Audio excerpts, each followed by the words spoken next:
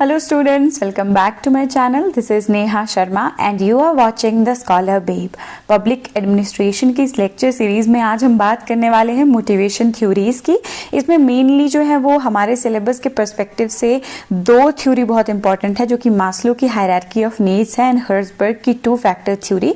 But sometimes बाकी motivation theories से भी क्वेश्चन पूछ लिया जाता है, तो मैंने सारी की सारी मोटिवेशन थ्योरीज आपको कवर करवा दी हैं। ठीक है, थ्योरी ऑफ नीड्स हो गया मैकलेंड की, या फिर एक्सपेक्टेंसी थ्योरी होगी बाय व्रूम, और इसके अलावा भी एक और थ्योरी है। आगे मैंने टेबल दिया हुआ है, वहां से बहुत आसानी से आपको ये सारी थ्योरीज जो है वो इजीली याद हो जाएंगी।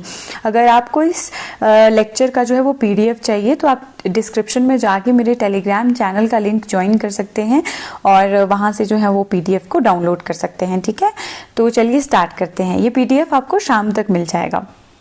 तो पब्लिक एडमिनिस्ट्रेशन में जो मोटिवेशन थ्योरीज हैं वो बहुत ज़्यादा इम्पॉर्टेंट हैं, ताकि हम जो एम्प्लॉयज़ हैं हमारे, उनकी परफॉर्मेंस को इन्हेंस कर सके। ठीक है, एक ऑर्गेनाइजेशन के अंदर हम एफिशिएंसी बिल्ड कर सके, एक ऑर्गेनाइजेशन को और बेस्ट बना सकें, और वो हमारे को अच्छी सर्विसेज प्रोवाइड करे, इफेक्टिव सर्विसेज प्रोवाइड करे, हम ये इंश्योर कर सकें।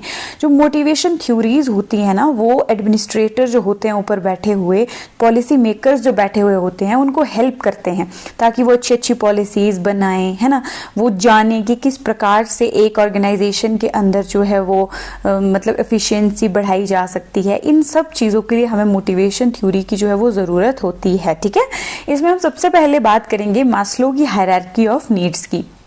तो जो अब्राहम मास्लो थे, उन्होंने एक बहुत क्लासिक पेपर लिखा जिसका उन्होंने नाम क्या रखा, a theory of human motivation 1943।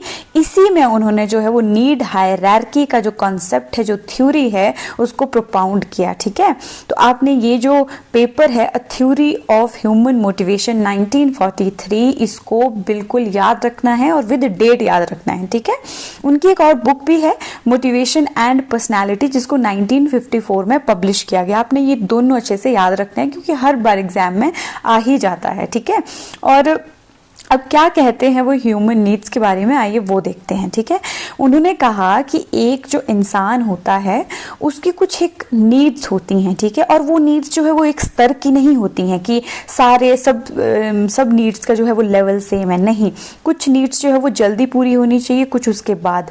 जब पहले स्तर की नीड्स पूरी हो जाती हैं, बेसिक नीड्स पूरी हो जाती है, फिर हम ऊपर की नीड्स की बात करते हैं। ठीक है, तो उन्होंने सबसे पहले कहा कि सबसे पहले आती है हमारी फिजियोलॉजिकल नीड्स। ये क्या होता है ये मैं आपको आगे डिफाइन करती हूँ। ठीक है, सबसे पहले फिजियोलॉजिकल, फिर सेफ्टी, फिर बिलोंगिंगनेस, फिर एस्टीम वाली नीड्स, फिर सेल्फ एक्चुअलाइजेशन। ठीक है, तो अब पब्लिक एडमिनिस्ट्रेशन में इसका क्या यूज़ है। पब्लिक एडमिनिस्ट्रेशन में जो है वो ये मैंने जैसे आपको ऊपर बताया कि जो एडमिनिस्ट्रेटर्स हैं वो अगर इन नीड्स को पूरी करेंगे ना वर्कर्स की, तो वो और अच्छी परफॉर्मेंस देंगे, उनकी मोटिवेशन बढ़ जाएगी। इसीलिए एक ऑर्गेनाइजेशन में ज़रूरी होती है। ये मैंने चार्ट भी आपको दे दिया है।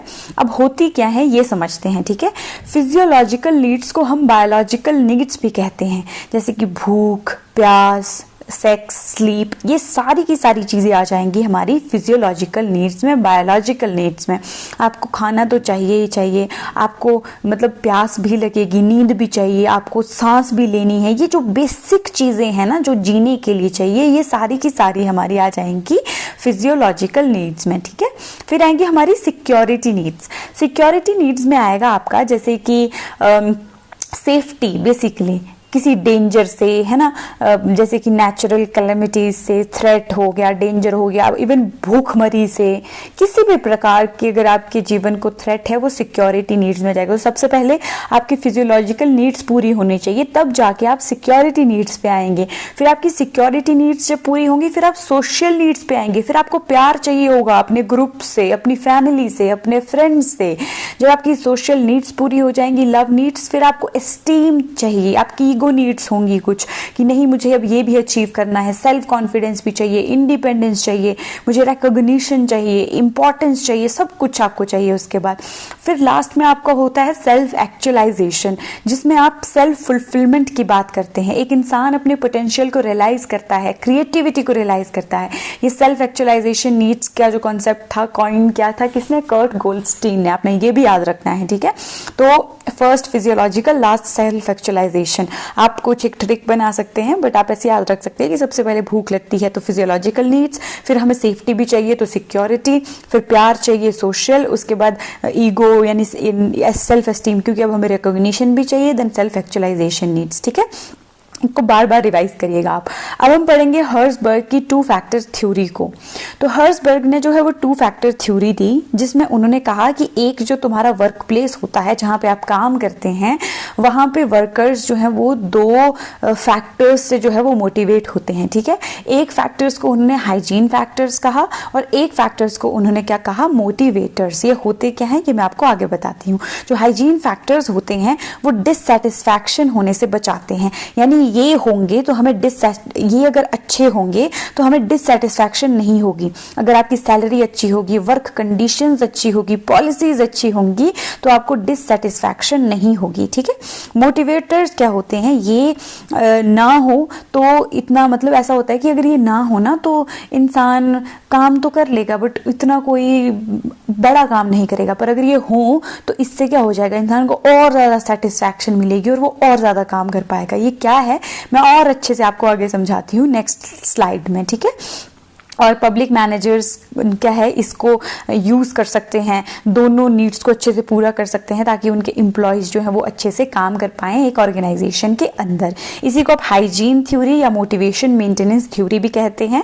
और बुक्स क्या है हर्ट्जबर्ग की, द मोटिवेशन टू वर्क 1959 में उन्होंने लिखी, work and nature of man 1966 में उन्होंने लिखी, and managerial choice to be efficient and to be human 1976 में उनकी एक किताब आई। ठीक है, आपने क्रोनोलॉजी से याद रखना है। आई थिंक लास्ट टाइम यही पूछ लिया गया था कि द मोटिवेशन टू वर्क जो है वो किसकी बुक है, तो ये आपको याद होना चाहिए कि किसकी बुक है। ठीक है, हर्ट्जबर्ग जो थे उन्होंने 200 इंजीनियर्स और अकाउंटेंट्स पिट्सबर्ग इंडस्ट्री के उन सब का इंटरव्यू किया, ये जानने के लिए कि आखिर क्या ऐसे फैक्टर्स हैं जिससे मोटिवेशन जो है वो आती है वर्कर्स में। और उन्होंने उनका जो रिजल्ट था वो ये था कि एक फैक्टर्स को उन्होंने मोटिवेटर्स कहा और एक को कहा उन्होंने हाइजीन फैक्टर्स। इस स्लाइड से आपको ये बहुत अच्छे से समझ आ जाएंगे। सेटिस्फायर्स और मोटिवेटर्स में आप कहेंगे performance and achievement, recognition, job status, responsibility, opportunities for advancement, personal growth और द वर्क इटसेल्फ। ठीक है, और डिससैटिस्फायर्स यानी हाइजीन फैक्टर्स में आप कहेंगे salary, working conditions, the physical work space, relationship with colleagues, relationship with supervisor, quality of supervisors, policies and rules. अब जो सेटिस्फायर्स होते हैं ये इंप्रूव करते हैं, इंप्रूविंग मतलब इनको सेटिस्फायर्स जो है, मोटिवेटर्स जो हैं, अगर आप इनको इंप्रूव करेंगे ना तो जो जॉब सेटिस्फैक्शन है एक वर्कर के अंदर वो इंक्रीज होगी, इसीलिए इसे क्या कहा गया है, मोटिवेटर्स। यानी अगर आप इनको इंप्रूव करेंगे तो उसकी मोटिवेशन बहुत ज्यादा बढ़ेगी, और अगर उसी स्तर पर रहने देंगे तो वो उसकी मोटिवेशन नहीं होगी उतनी। ठीक है, डिससैटिस्फायर्स क्या होते हैं, इससे कोई मोटिवेशन नहीं आती, डिससैटिस्फायर से मोटिवेशन नहीं आती, लेकिन अगर ये इंप्रूव ना हो तो डिससैटिस्फैक्शन जरूर आती है। अगर आपकी सैलरी जो है वो बेसिकली मतलब 50,000 आपको दी जाती है, अगर वो जो है वो इंप्रूव ना करी जाए तो आपको डिससैटिस्फैक्शन होगी, आप कहेंगे यार क्या है, इसको इंप्रूव क्यों नहीं किया जा रहा है। तो ये जरूरी होते हैं, अगर ये मतलब इंप्रूविंग दीज फैक्टर्स, अगर ये फैक्टर्स आप इंप्रूव करेंगे तो जॉब डिससैटिस्फैक्शन कम होगी, इसीलिए इनको डिससैटिस्फायर्स कहा गया है। ठीक है, इसको आप और अच्छे से रिवाइज करें इसी स्लाइड को तो आपको खुद भी समझ आ जाएगा कि इसका क्या मतलब है। सेटिस्फायर्स यानी मोटिवेटर्स को इंप्रूव करेंगे तो मोटिवेशन बढ़ेगी। ठीक है, जॉब सेटिस्फैक्शन बढ़ेगी, और अगर डिससैटिस्फायर्स को अगर आप इंप्रूव करेंगे तो जॉब डिससैटिस्फैक्शन कम होगी। ठीक है, अब हम पढ़ेंगे मैकलेंड की थ्योरी ऑफ नीड्स क्या है। तो इन्होंने कहा कि 3 नीड्स होती हैं इंसान की, एम्प्लॉय की, need for achievement, need for power and need for affiliation. ये आपको एग्जाम में आ सकता है डायरेक्टली कि इनमें से कौन सी नीड जो है वो मैकलेंड ने कहा था कि है। ठीक है। और पब्लिक सेक्टर में क्या होता है कि इन्हीं नीड्स का जो है वो पब्लिक मैनेजर्स ध्यान रख सकते हैं कि हाँ हमने अपने एम्प्लॉय की कौन सी नीड को जो है वो पूरा करना है ताकि वो मोटिवेटेड रहे और अच्छे से काम कर पाए, ठीक है। एक्सपेक्टेंसी थ्योरी दी है आपकी व्रूम ने। अब ये क्या कहते हैं विक्टर व्रूम, ये कहते हैं मोटिवेशन क्या होती है, expectancy into instrumentality into valence. इसका क्या मतलब है, एक्सपेक्टेंसी क्या होता है कि belief that effort leads to performance. एक वर्कर का बिलीफ कि अगर मैं एफर्ट लगाऊंगा ना तो उससे मेरी परफॉर्मेंस जो है वो अच्छी होगी। इंस्ट्रूमेंटालिटी क्या होता है कि जो मेरी अगर परफॉर्मेंस अच्छी हो गई तो मुझे रिवॉर्ड मिलेगा। इंस्ट्रूमेंटालिटी में वो क्या रिवॉर्ड एक्सपेक्ट कर रहा है। एंड बैलेंस क्या होता है, वैल्यू ऑफ द रिवॉर्ड, कि रिवॉर्ड की वैल्यू क्या है, क्या मिला मुझे, है ना।